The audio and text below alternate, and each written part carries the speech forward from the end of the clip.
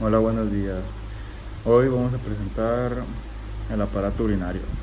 Mi equipo está conformado por Metas Hernández Yair, Narváez Núñez Carlos Cautemos, Ruiz Gutiérrez Marcial Alberto, Vallejo Tapia Manuel y yo Hugo de Ramores Reséndiz. Y bueno, primero que nada, ¿qué es el aparato urinario? El aparato urinario es un conjunto de órganos encargados de la producción, almacenamiento y expulsión de la orina. Y bueno, a través de la orina se eliminan del organismo los desechos nitrogenados del metabolismo, ya sea urea, creatinina, ácido úrico y otras sustancias tóxicas. Bueno, funciones del aparato urinario. Eh, el aparato urinario está conformado por los siguientes órganos. Primero que nada, que ya sea los riñones, uretra, uréteres y vejiga. Vamos a empezar por los riñones. Los riñones regulan el volumen y la composición de la sangre. Tiene más funciones, pero más adelante se las explicaré más a detalle. Luego tenemos la uretra. Esta expulsa la orina del cuerpo. Los uréteres transportan la orina desde los riñones hasta la vejiga. Y la vejiga. Esta almacena la orina y la excreta a través de la uretra. Y bueno, los riñones. ¿Qué son los riñones? Los riñones son órganos pares de color rojizo y con forma aluvia o forma de frijol, situados en los flancos entre el peritoneo y la pared posterior del abdomen. Como su localización es posterior con respecto al peritoneo de la cavidad abdominal, se consideran órganos retroperitoneales. Y bueno, funciones de los riñones. En primer lugar tenemos la regulación de la composición iónica de la sangre. Los riñones ayudan a regular los niveles plasmáticos de diversos iones, en especial sodio, potasio, calcio, cloruro y fosfatos. Como también su función es de regulación del pH sanguíneo. Los riñones secretan la cantidad variable de iones hidrógeno hacia la orina y conservan los iones bicarbonatos, que son importantes para amortiguar los hidrógenos de la sangre. Estas dos funciones contribuyen a mantener el pH sanguíneo. También regulación de volemia. Los riñones regulan la volemia a través de conservación o eliminación de agua en la orina. El aumento de la volemia incrementa la tensión arterial y un descenso de esta disminuye la tensión arterial. Y también con las funciones de los riñones nos encontramos con la producción de hormonas. Los riñones producen dos hormonas. Una es el calcitriol, la forma activa de la vitamina D, y esta ayuda a regular la homeostasis del calcio. Y la eritropoyetina estimula la producción de los eritrocitos. Otra función importante de los riñones es la excreción de desechos y sustancias extrañas. Y bueno, mediante la formación de la orina, los riñones contribuyen a la excreción de desechos, o sea, sustancias que no cumplen una función útil en el cuerpo. Algunos de los desechos excretados son el producto de reacciones metabólicas como el amoníaco y la urea, que se forman luego de la desanimación de los aminoácidos.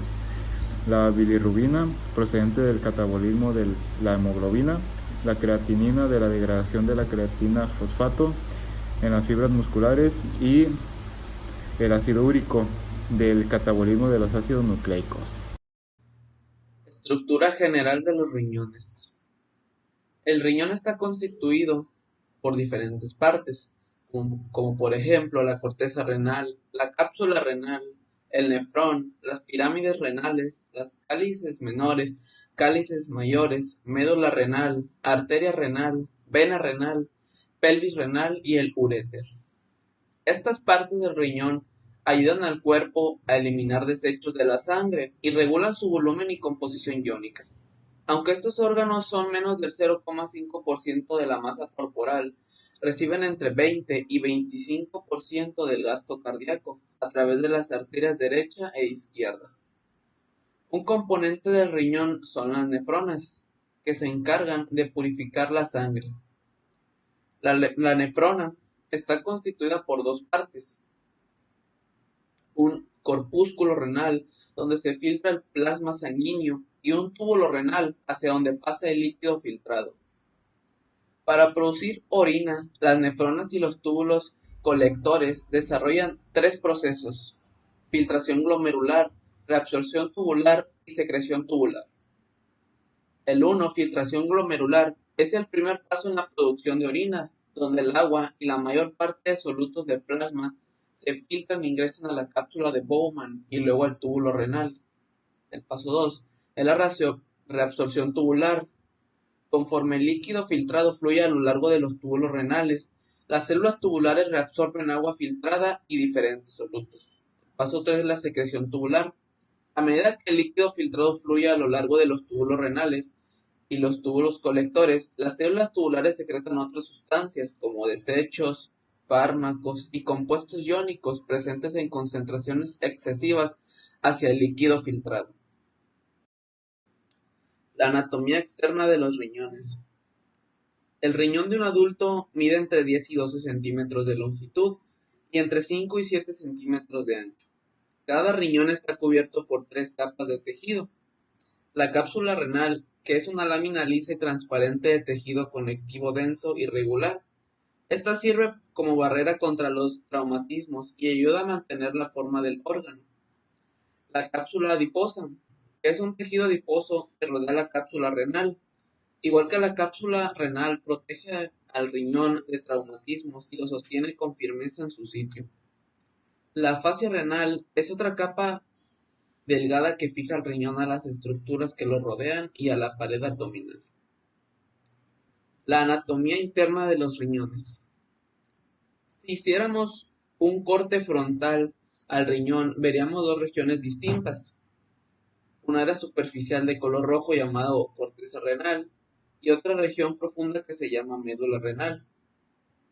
La médula renal está compuesta por entre 8 y 18 pirámides renales, mientras que la corteza renal es el área de la textura lisa que se extiende desde la cápsula hasta las bases de las pirámides renales y hacia los espacios entre ellas.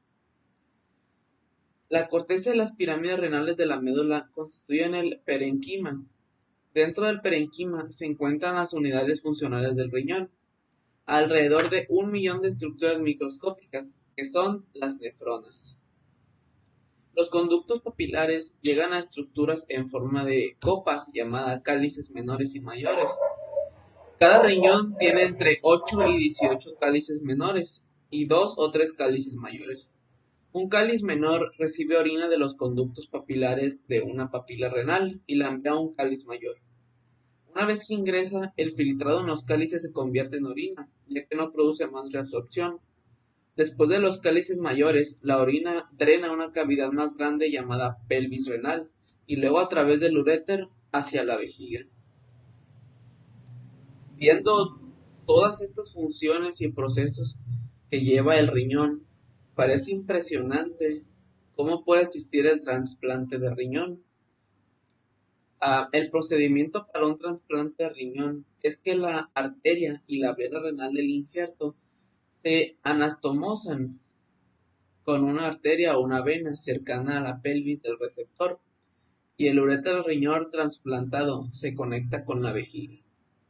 Al donar este órgano solo se dona un solo riñón, ya que uno solo puede cumplir estas funciones tan importantes para poder vivir sanamente.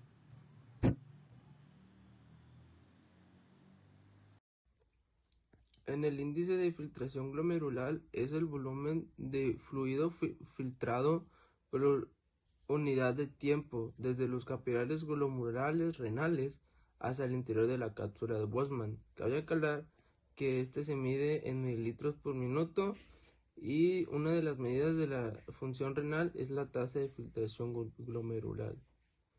Este principalmente es el proceso en el cual los riñones filtran la sangre, eliminando el exceso de desechos y líquidos.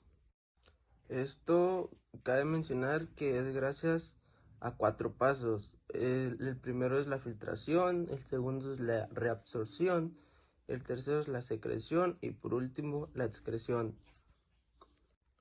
Como se puede apreciar en esta imagen, en el paso número 1, que es la filtración, el plasma se filtra de la sangre, para así pasar a la reabsorción. En este, los materiales útiles, como sueltos o agua, se reabsorben. En el paso número 3, que ya es la secreción, los productos de desecho metabólicos también pueden ser secretados, para así pasar a la excreción, que aquí básicamente es donde el resto se secretan en la orina. Cabe mencionar que el coeficiente de filtración capilar glomerular en una persona sana tiene poco aporte. Sin embargo, en el caso de la hipertensión no controlada, puede suceder que exista un expresor de la membrana capilar, lo cual reduce el coeficiente de filtración. También, en el caso de la obstrucción de las vías urinarias, en este caso ocurre un aumento de presión en el sistema de drenaje y este provoca una disminución del filtrado. Hola, ¿qué tal compañeros y profesor? Mi nombre es Marcel Ruiz y yo les explicaré la reabsorción tubular.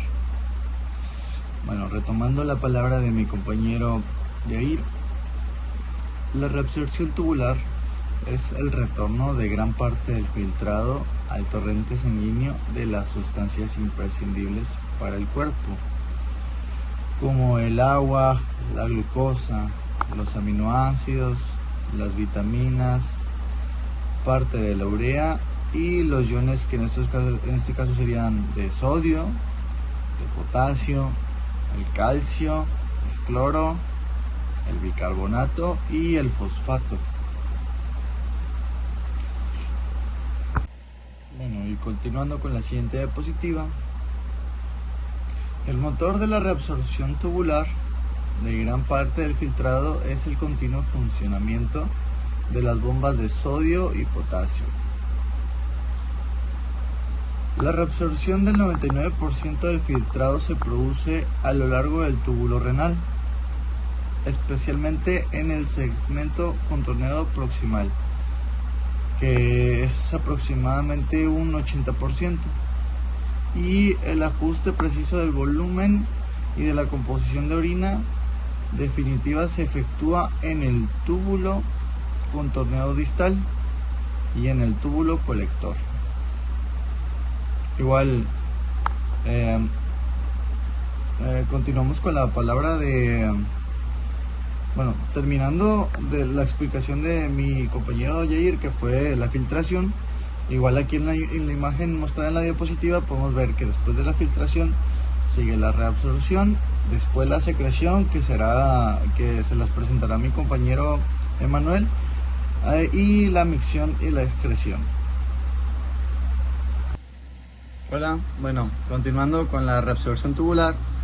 Como ya conocemos, la reabsorción tubular es el proceso mediante el cual los solutos y el agua se eliminan del fluido tubular y se transportan a la sangre. Bueno, pues la reabsorción tubular cuenta con 3 procesos distintos, pero aunque sean 3 distintos procesos, logran su objetivo de la reabsorción tubular. ¿Cuáles son estos 3? ¿Cuáles son estos 3 procesos? Estos 3 procesos son la difusión pasiva, el transporte activo y el cotransporte.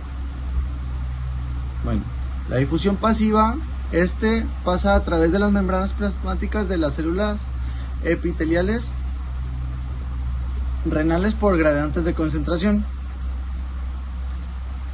Luego, el transporte activo, que es el otro proceso. El transporte activo es en base a bombas de ATP unidas a membrana, con proteínas portadoras que transportan sustancias a través de la membrana plasmática de las células epiteliales renales al consumir el ATP. Este proceso ya es como menciona, con las bombas de ATP y con ion de potasio y sodio. Y el cotransporte. Este proceso es particularmente importante en la reabsorción del agua, porque el agua puede seguir otras moléculas que se transportan activamente, y particularmente los iones de glucosa y sodio en la nefrona. Continuemos con lo que viene siendo la secreción tubular. Ok, vámonos recapitulando. La secreción tubular en sí básicamente es un proceso muy importante en el sistema urinario. ¿Por qué? Pues porque básicamente por medio de los túbulos renales se eliminan de nuestro torrente sanguíneo algunas sustancias no deseadas o que son tóxicas o que están en exceso en nuestro organismo. Básicamente esa es su función principal. No obstante, como les había mencionado, los túbulos renales son los que se llevan a cabo estos. Los túbulos renales son estructuras muy importantes que más bien fomentan a la formación de orina y la secreción y reabsorción de sustancias. Básicamente esos son los túbulos renales. Pero continuamos con la secreción tubular. Pues básicamente la secreción tubular se lleva a cabo en etapas a lo largo de los túbulos renales. Esto es porque las células epiteliales que se recuperan en los túbulos renales tienen transportadores específicos en su membrana, estos que facilitan el movimiento selectivo de sustancias desde la sangre hacia el lumen tubular. Estos transportadores pueden transportar sustancias con un gradiente de concentración electroquímico, lo que permite la secreción de iones como son los iones de hidrógeno, potasio y amonio, así como sustancias orgánicas como ácidos débiles o bases débiles. Muy bien, también hay que mencionar algo muy importante. La secreción tubular es un proceso complementario que trabaja con la filtración glomerular y la reabsorción tubular. Estos son dos etapas principales de la formación de orina. Cabe resaltar que estos procesos trabajan en conjunto para regular lo que es el equilibrio del agua y de solutos en el cuerpo. Esto para mantener la homeostasis y eliminar sustancias no deseadas o tóxicas. Muy bien, para continuar tenemos el proceso de micción. Como lo mencioné, la micción es un proceso mediante el cual se vacía la vejiga urinaria, librando la orina que se acumula en el sistema urinario. Esta función es una función fisiológica controlada por el sistema nervioso. Esta permite la eliminación de desechos o exceso de líquidos en nuestro cuerpo.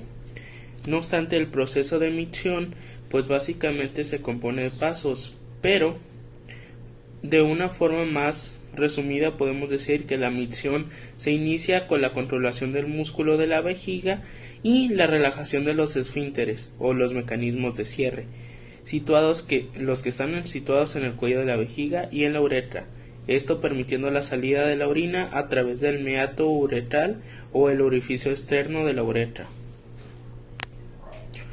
O dicho de otra forma, también podemos decir que cuando nosotros tomamos en sí la decisión de orinar, el músculo esfíntere se relaja y deja que la orina fluya por la uretra, al mismo tiempo de que los músculos de la pared de la vejiga se contraen para expulsar la orina hacia el exterior. Pues básicamente eso es lo que es la micción. Bueno, pues para finalizar y concluir con el sistema urinario, podemos decir que pues una conclusión es que el sistema urinario juega un papel vital en lo que es el cuerpo humano, puesto que filtra y elimina los desechos metabólicos. Esto pues básicamente con lo que es la finalidad de mantener el equilibrio de los líquidos y electrolitos, además de regular la presión arterial. Dentro de los componentes que podemos resaltar en el sistema urinario pues son los riñones, puesto que son los órganos que juegan un papel muy importante en lo que viene siendo este sistema, puesto que filtran la sangre y también se encargan de la producción de orina. Otro componente que podemos destacar básicamente son los uréteres, puesto que transporta la orina desde los riñones hacia la vejiga, donde posteriormente se almacenan para después eliminarlo. Esto es a través de la uretra. Además de esta función excretora que tiene el sistema urinario, pues podemos encontrar que también se encarga de la liberación de hormonas importantes como es la eritropoyetina, que estimula la producción de glóbulos rojos en la médula ósea. Es importante que entendamos que el sistema urinario pues básicamente se encarga del mantenimiento adecuado de la salud, garantizando básicamente lo que viene siendo el equilibrio interno de nuestro cuerpo y la eliminación de forma correcta de los desechos metabólicos. Es básicamente de lo que se encarga el sistema urinario.